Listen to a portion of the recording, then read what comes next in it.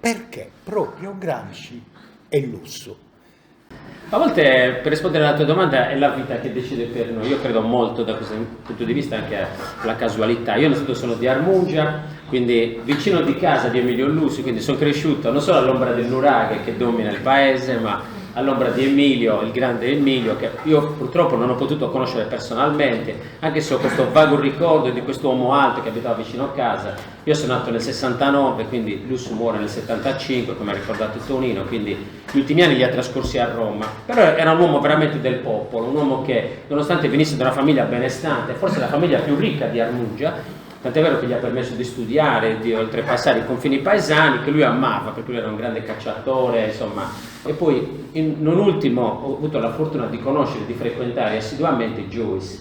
Io fin da piccolo ricordo che Joyce veniva a scuola, e poi l'ultimo anno, il 98, purtroppo l'anno della scomparsa, Joyce è morta a novembre. Nel 98 io ero amministratore comunale, quindi Joyce ha trascorso i mesi di maggio-giugno ad Armungia, perché c'era un progetto universitario romano, quindi sono stato a contatto con Joyce e questo è stato bellissimo perché mi ha permesso di conoscere non solo una donna straordinaria che molti qui in questa sala hanno sicuramente conosciuto, ma una donna umile, semplice, che smontava tutta quella retorica sull'uso per dire le cose come stavano. Infatti mi ha raccontato degli aneddoti bellissimi, anche molto divertenti, alcuni ve li posso anche raccontare. Per esempio quello sulla caccia è molto bello. Lei mi diceva: guarda Sandro, l'unico argomento sul quale io e Emilio eravamo in totale disaccordo era la caccia, perché Emilio era un cacciatore appassionato, mentre invece Joyce era profondamente contraria. Diceva, io parlavo con lui, diceva, io facevo delle domande, ero curioso, diceva, no, ma io parlavo con Emilio, diceva, ma come fai tu uomo con la tua cultura, bla bla bla. Emilio mi ascoltava in silenzio, non diceva niente, sellava il cavallo, si metteva i gambali e poi andava a caccia. Tranne questo andavano d'accordo, una coppia stupenda che veramente ha vissuto forse il periodo più complicato della nostra storia. Ecco, quindi questo è il ricordo che mi lega molto a Emilio. E poi mi lega invece a Gramsci il fatto che per ragioni di vita sono finito a vivere qui a pochi chilometri da qui, da Basanta, quindi è stato giocoforza a fare un salto a Ghilarza, a conoscere.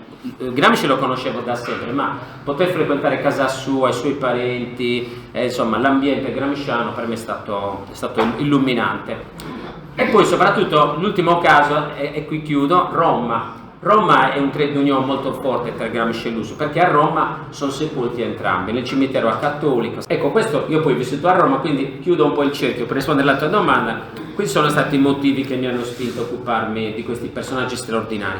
Poi, come ha detto Tonino, il parallelismo, nascono veramente a pochi giorni di distanza, uno a dicembre 1890 ad Armungia, l'altro ad Ales, ma poi per trasferirsi a Ghilarza a gennaio del 1891, sono sepolti nello stesso cimitero e poi hanno condiviso l'attività politica a Roma, hanno avuto anche una storia sentimentale simile. Tutti e due hanno sposato una donna non sarda, hanno vissuto importanti esperienze all'estero, ma soprattutto erano uniti da una grande passione democratica. Questa è veramente la grande passione democratica che unisce due uomini, dico sempre, dei sbidas, perché venivano dai paesi. Questo è un aspetto che viene poco ricordato. Infatti un grande studioso americano ha detto questo: Gramsci è la più grande risorsa che il mondo rurale ha dato alla metropoli. Pensate, era alto 1,42 m, 1,42 m. L'uomo più importante del Novecento al mondo era alto 1,42 m. Eppure parlava con te, con questi occhi celesti bellissimi, e ti colpiva.